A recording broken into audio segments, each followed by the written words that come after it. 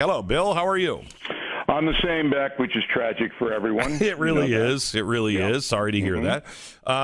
So let's start with what happened in New Mexico. And I think the clarifying moment here should be for the press. Why so many people think that the press is the enemy of the people. And I don't feel that way. I think they're a helper to ignorance. And they certainly have an agenda. But you could look at the case in New Mexico and say, maybe this is why so many people think you're an enemy of the people. What are your thoughts on how they covered this Islamic extremist camp? Well, we've always known, and this was kind of stunning, that there was a hesitancy on a part of the New York Times. They led this press attitude, hesitancy to condemn Muslims who were violent. I think that's about as accurate as I can make it. There's a hesitancy about it because in their mind, Muslims are a minority in America, and you know how the white people treat minorities, and if we start to report accurately on them and their violent tendencies, then peaceful Muslims will be attacked. So it was all that. It's not like, okay, we have to tell the truth. It's if we tell the truth, then this is going to happen because we live in a white supremacist society. That's what they always do. So that's the origin of, let's hesitate. And this New Mexico story is part of that. Oh, it's just one place.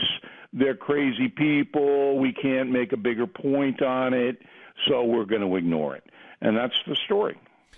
But you can see how people who understand we are not a nation that is rounding up Muslims. We have been unbelievably tolerant. Yes. Right. Even after 9/11, there wasn't any outbreak of violence against Muslims. But if you really want to carry it a step further, can you imagine if this group in New Mexico were white supremacists? Exactly right. If they were just NRA members. Or anybody like that, it'd be 85,000 live shots. Spike Lee would be down there filming a movie. Look at these people. So everybody knows that this double standard exists. So you saw the coverage of the Bundy Ranch, and you remember there were helicopters. It was everywhere. It was huge. However, because after the police finally stepped in Portland and sent everybody home, we find out that Antifa had taken and really kidnapped federal agents. They had kept them against their will, blocked them in their own building, the ICE building, and wouldn't release them. ICE calls for the police. The police say, the mayor said, we can't help you. Federal agents had to come in. Where were the satellite trucks? Where were the helicopters on that, Bill? Well, it's even worse than that. You had individuals, one of whom owned a food truck. Yes. Calling the local Portland police. I worked in Portland. I don't know whether you know that or not. I anchored the news on KATU. Beautiful town. And when I was there in the 80s, it was liberal, but it wasn't insane liberal. Now it's insane liberal. So there were individuals who felt that they were in danger, American citizens, and they called the police, and the police simply were ordered by the mayor, who is also the police commissioner. How insane is that? Yeah. All right. They were ordered not to help the non-involved citizens. Non-involved citizens that felt threatened. Right. People who were just around that compound selling hot dogs. So what you have is a violation of the mayor's oath, because he swore an oath to uphold the Constitution, and part of the Constitution is that law enforcement protects people in danger. And that's why we have law enforcement. That's why they got those powers. That's why they carry a gun. That's why they're allowed to arrest you. So you're right. I mean, I didn't see CNN down there. I think they mentioned it, but not No, it wasn't. You see the Bundy Ranch? You see the Bundy Ranch? But on BillO'Reilly.com, my solution to the problem, as always, was very clear and very vivid. I said that they should send Paul Manafort to Portland, Oregon. Okay? So Manafort, just maybe on a weekend furlough from his solitary confinement, could just go to the Rose City, then everybody would be there and report on it. When it comes to, let me go back to the Taos story. When it comes to this story, you have Linda Sarsour just at the last ISNA conference praising as a mentor, as a guy who plays a big role in her life, is calling her and encouraging her and teaching her about Islam.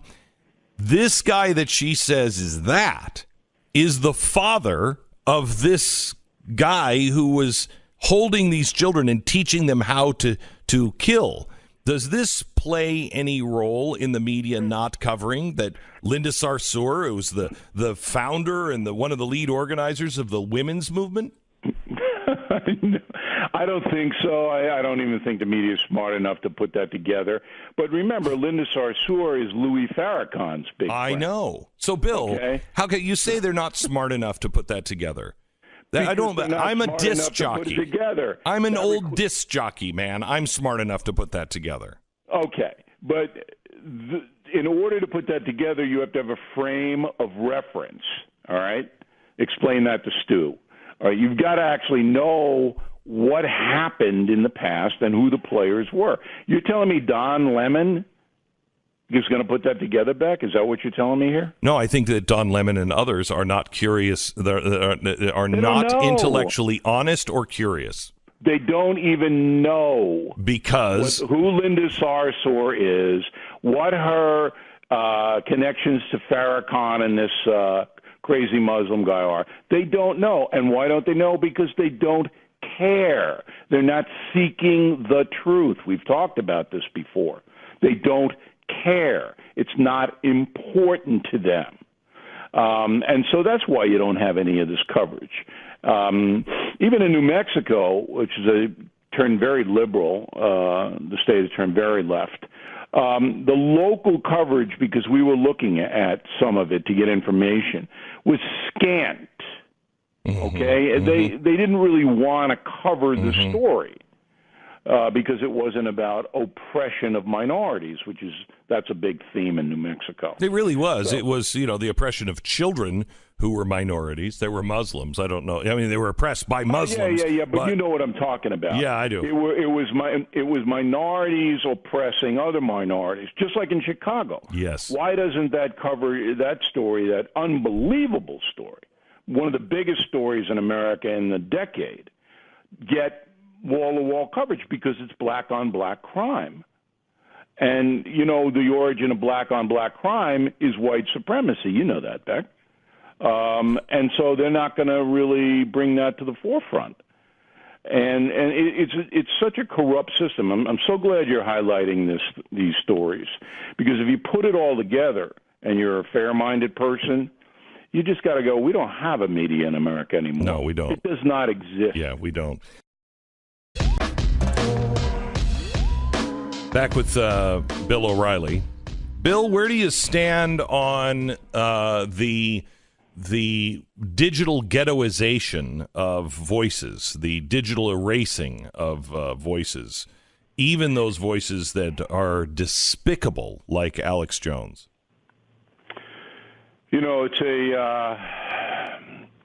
I'm not, as you know, I'm a Luddite. I don't go into the world of high tech very often. That surprises me. I have people who do that. Yes. It is frightening to me. All right, okay.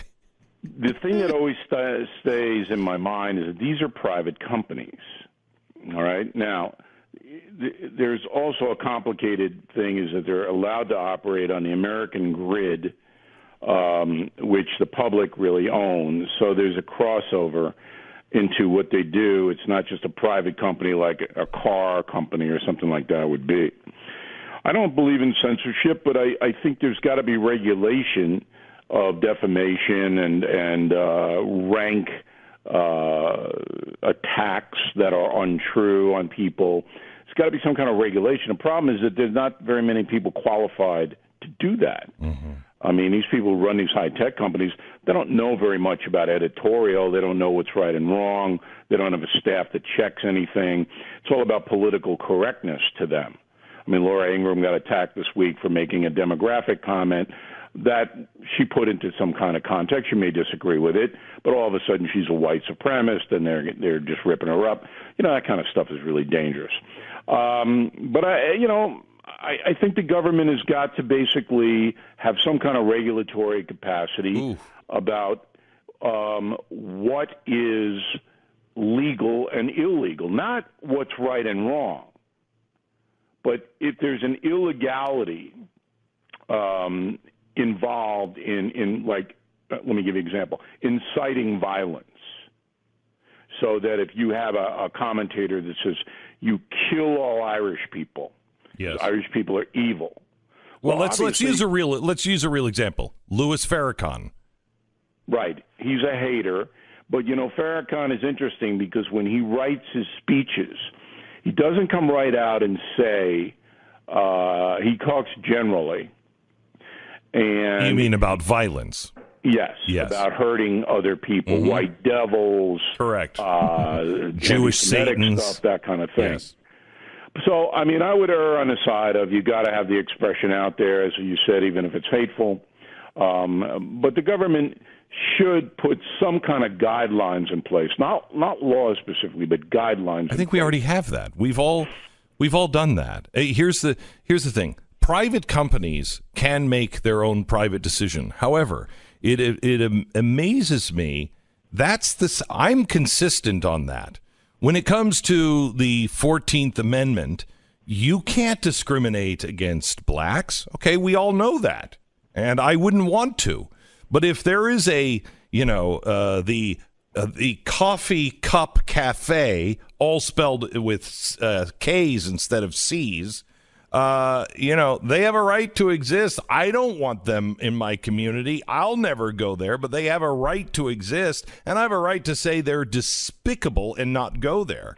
It's true what you're saying, but I know you don't like the government intrusion, and neither do I.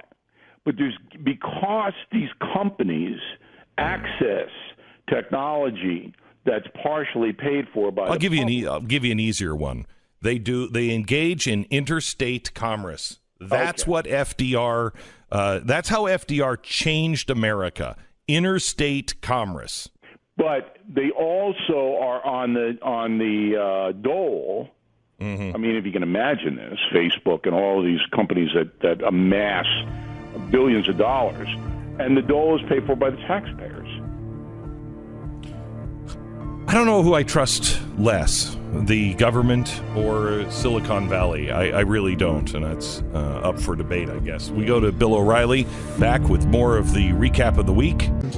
The release of my new book, Addicted to Outrage, is September 18th. We invite you to go get it now on Amazon.com, and also I'm going on tour, and I'll be announcing the cities that I'm going on tour, I believe, on Monday, but it will definitely be early next week. I remember there was a conversation about you going to Long Island in Bill O'Reilly's neighborhood. Yeah, I can't do Bill O'Reilly's neighborhood. I mean, maybe that's something that Bill would come out and he could support. Maybe he could talk about his book a little bit. I mean, it seems. Why does he leave? I mean, yeah, Bill, do you leave the house these days, or what's the?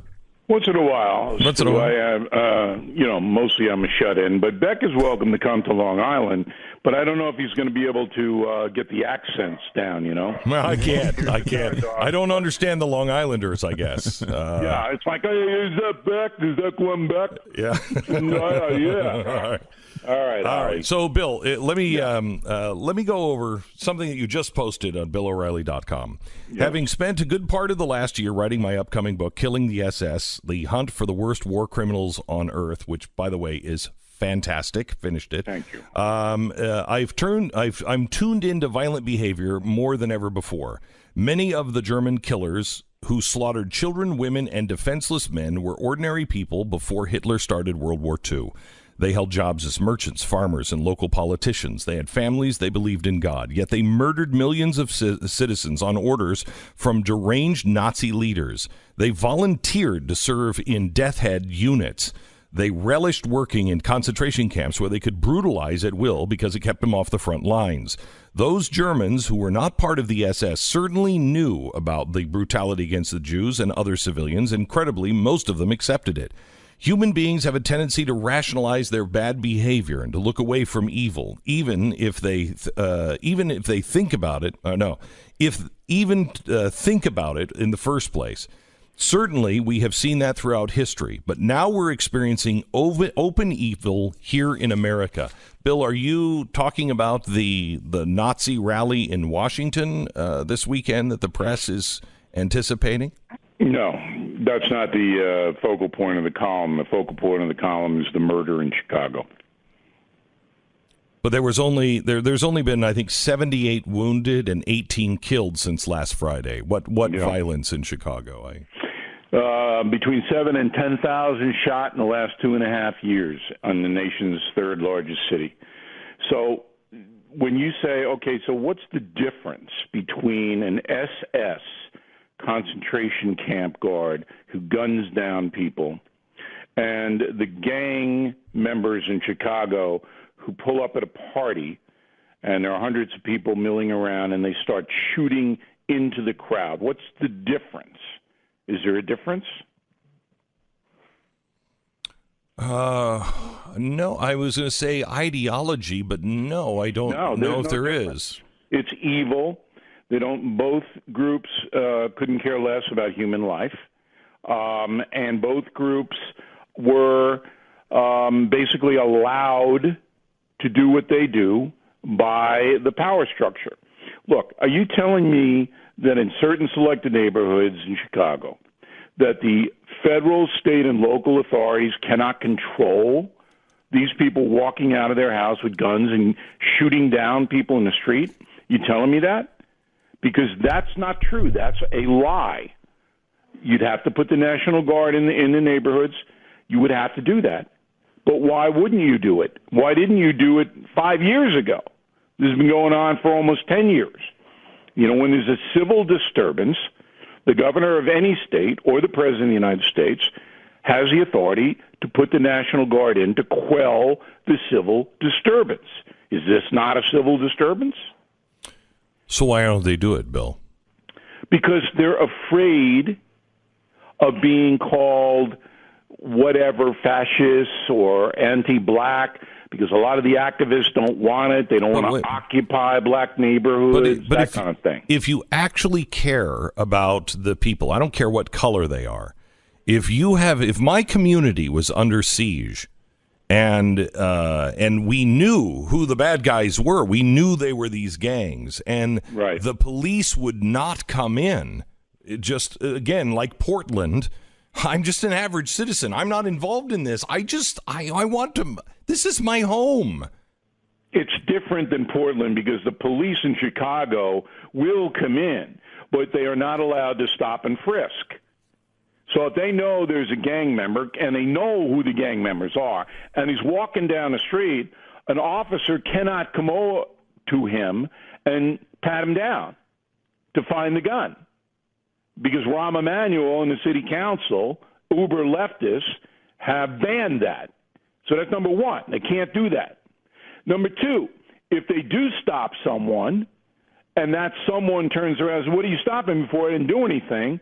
They can get sued. The individual police officers lose their whole career because there's no backing by the uber left Chicago politicians. No backing for the police. They're not backed. So the police officers say, you know what? I'm not going to do much because if I do anything, it's going to be my career. It's going to be over. And it's happened time and time and time again. So now the federal authorities, just like they did in Mississippi, just like they did in New Orleans when they took over, the federal authorities took over the New Orleans Police Department, have to go into Chicago and stop the carnage unless you want another 10,000 people to be shot in the next 2 years. And, you know, you look at these press conferences, Rahm Emanuel, this is Barack Obama's big guy. And where's Barack Obama on this? He used to work in these neighborhoods as a community organizer. Why isn't he there screaming like I'm screaming? Where's LeBron James and Michael Jordan and all the social justice warriors in the athletic community? Why aren't they in Chicago? You know why Sharpton and Jackson aren't there, because they don't make money by going down there and pointing out that it's black-on-black crime, and the social problems come from a total collapse of the family in those areas. That's why this is happening. These gang members some of them are as young as 9, and they're given guns because they don't have any supervision at their home. That's all true, but you'll never hear it reported. And there's excuse after excuse. And the governor of Illinois is a Republican, Rayner. I mean, he sits there in Springfield, and he does nothing while tens of thousands of people are shot. More people are shot in Chicago than in Afghanistan, where there's a war. And I'm saying to myself, I wrote this Killing the SS.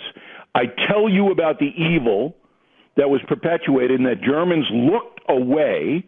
German Americans are the largest ethnic group in America. There's no difference between Americans and Germans, ethnic-wise.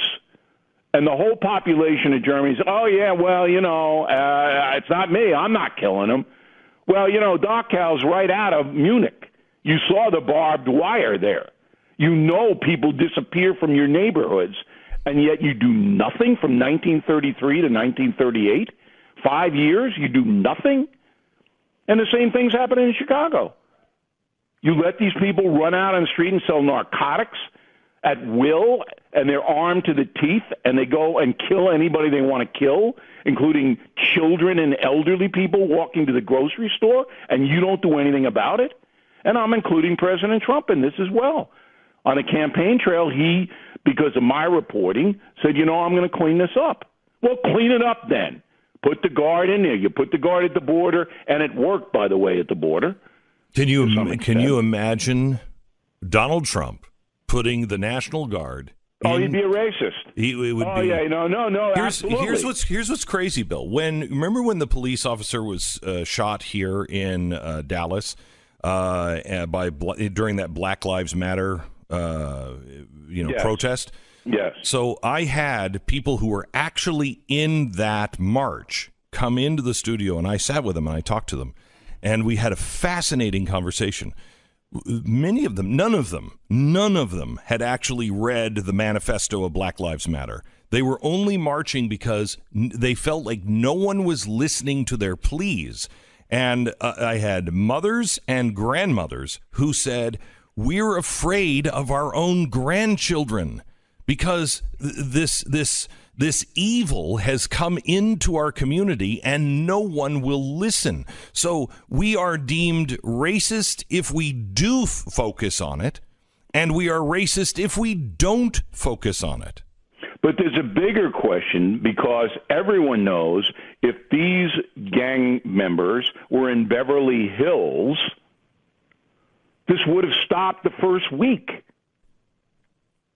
So if it's not going to happen in a white community, and there isn't one white community in the country where it does happen, not one, then why are you allowing it to happen, Rahm Emanuel, in a black neighborhood?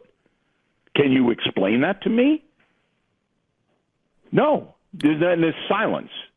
Because poor black people in America are not deemed important enough to take action to protect them. That's racism. Bill O'Reilly, I'm going to take you way out of your comfort zone. Did you watch Jimmy Kimmel and Kanye West last night? No, I did not. Are you kidding me? No, honestly. No. Why would I watch Jimmy Kimmel and Kanye West? Listen to me. You should watch this. You should watch this. I know what happened. I get reports, but I can't get reports and actually put my eyes on them. You should. Kanye West is one of the bravest people in America today. Here's this guy who has wild success and said, it took me a year and a half to work up the courage to say what I said about Donald Trump. A year and a half. He said, because everyone said they would destroy my career, they would destroy everything I have, and I'd be wiped out if I took a stand. But I felt I had to because I'm not going to just go along with the crowd. That's amazing. Let me ask you two questions since you saw it and I did not. Yes. Did Kimmel give him a hard time? Oh, yes, of course he did. But they're friends. And so it was friend barbs. So it was friendly jabs. Yes. Did West explain why he supports Donald Trump? Kind of. Yeah, he didn't get into real policies. He kind of did, yeah. Was there an overarch you can tell me? Why does Kanye West like Donald Trump? No, he didn't. He focused more on the fact that society cannot tell people what to think. Okay, I got that. I'm just curious if I told you the story about me and Kanye West in the elevator. No, I don't remember that. One time I was in Madison Square Garden, and I'm leaving the game, and the elevator door opens, and there's Kanye West in short pants, and with two guys who are 7'8". Yeah. And it was very and about 800 pounds each, I'm guessing. Right. Yeah. Very tough to get in the elevator. Right. Because I had my two guys who were 7'8". Yeah. And so we were all jammed in. And he knew who I was, but he wasn't going to give me the courtesy of a hello or anything like that. And I said to him, I like your pants, Kanye. See, that's so he wasn't nice to you after that. No. Very few people are nice to me. But you were nice to me. But that's it, pretty much across the board. All right, Bill O'Reilly from BillO'Reilly.com. Do you have a date on your book yet, Bill? October 12th, I believe. We're going to move it back. And let's talk about that next week because Woodward's book is coming out. I know. And that'll be an interesting discussion. Yes, it will. Thank you very much, Bill O'Reilly. All right, guys. Have a good weekend. You bet. Bye-bye. If you have time today, I want you to watch the whole Jimmy Kimmel clip with Kanye West. No matter what side of the aisle you're on, I think there's a lot to learn from it. I'm going to play a couple of the highlights. Last night, Kanye comes on, and he starts to talk a little bit about love and fear. Listen to this. People got really mad when you were, some people were very happy when you said you liked President Trump. Do you think he is a good president? You're going to ask me, can I answer the first question you're going to ask? Answer whatever you want. Well, it's funny, in this world that we live in, there's two main motivating forces, and I tweet about it all the time. It's love or fear. And you can't explain love. My cousin is locked up for murder, and I love him. I saw he did a bad thing, but I still love him. And just as a musician, African-American, guy out in Hollywood, all these different things, everyone around me tried to pick my candidate for me. Mm-hmm. And then told me every time I said I like Trump that I couldn't say it out loud or my career would be over. I'd get kicked out the black community because blacks we're supposed to have a monolithic thought. We can only be Democrats and all. So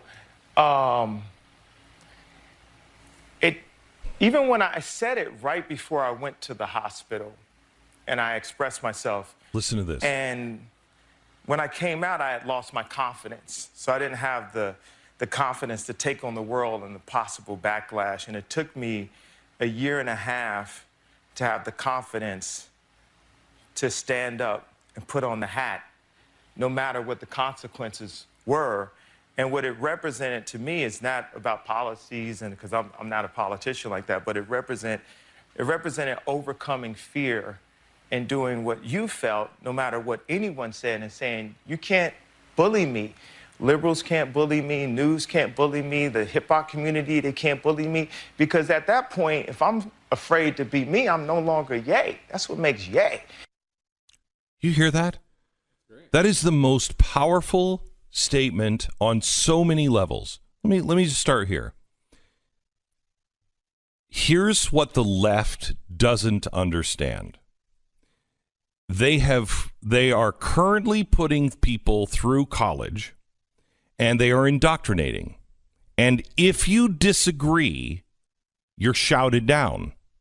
The vast majority of people just go along with it. They don't want to get involved. Just don't get involved. It's not worth it. Okay? They're not necessarily thinking those deeper thoughts.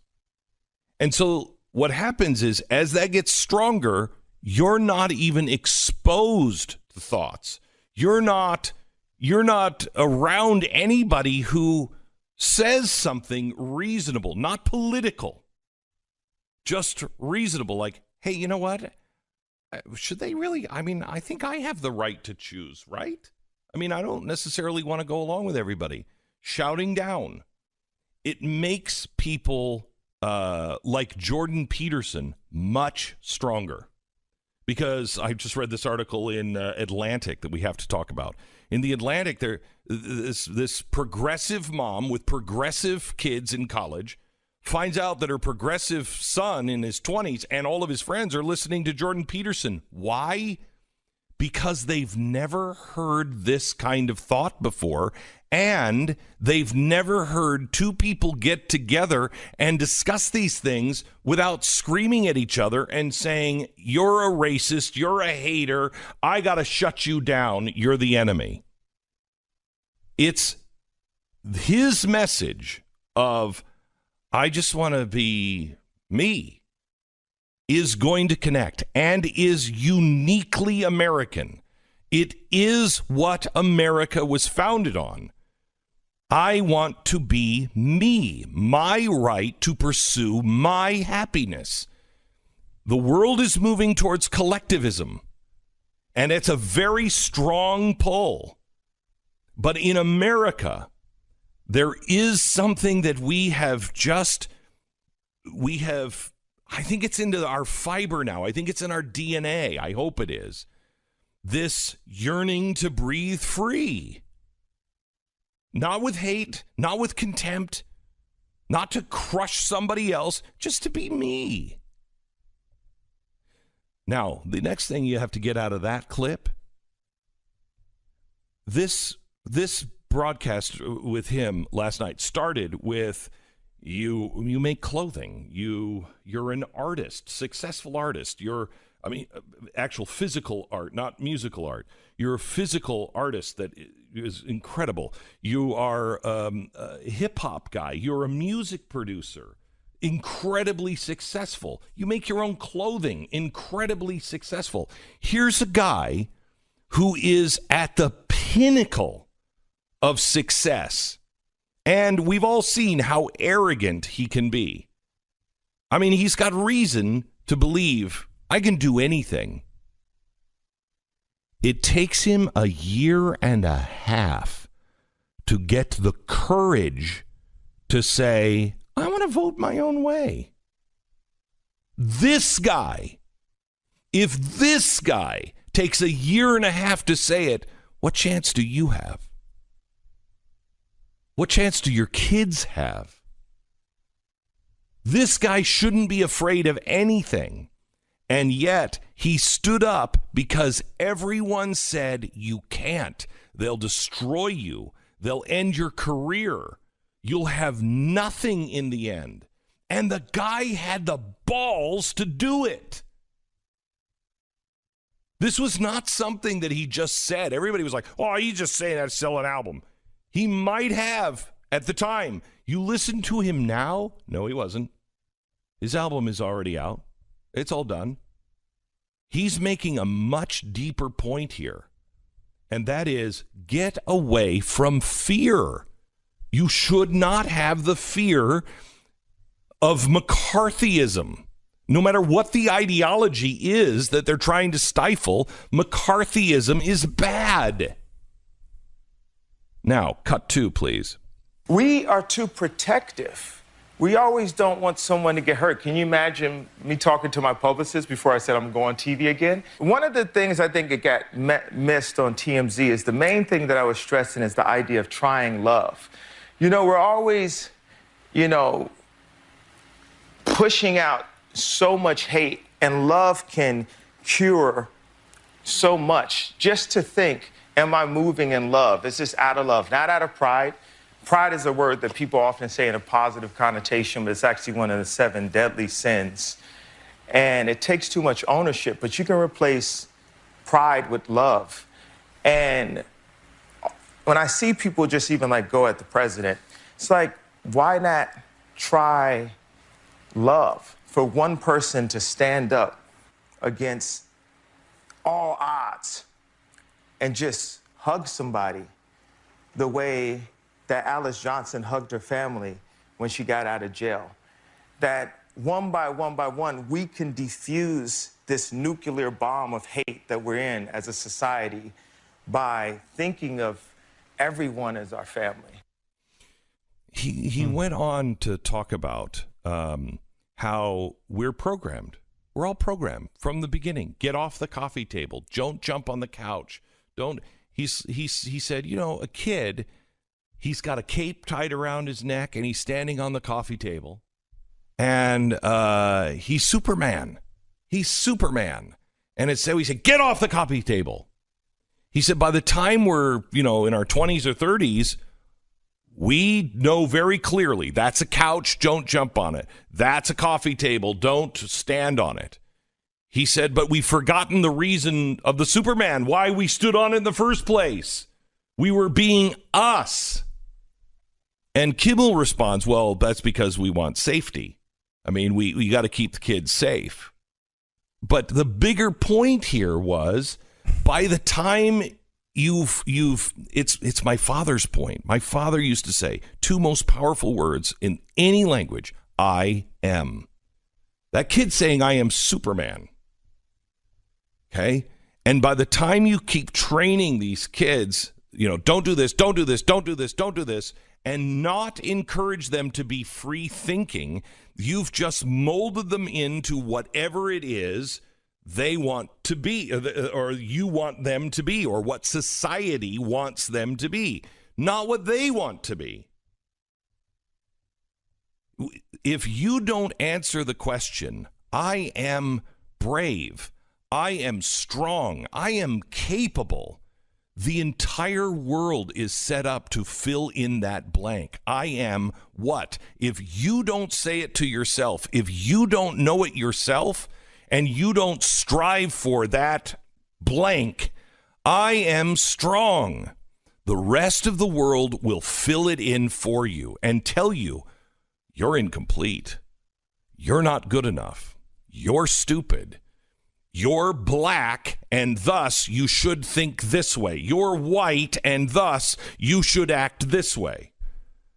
That's his point. It was profound last night. Yeah, and he has real evidence to back it up. I mean, he and his wife did this approach with the president, right? They decided to love him instead of just trashing him. And what happened? The most important thing to them as an issue, which was, she had fought pretty hard for this for Alice Johnson, who he mentioned there, to be let out of prison for an old conviction, and it actually happened, right? Like they got real movement there, and it was because that was a policy initiative you can agree with or disagree with outside of treating someone nicely, but they actually did that and got movement on it. So what is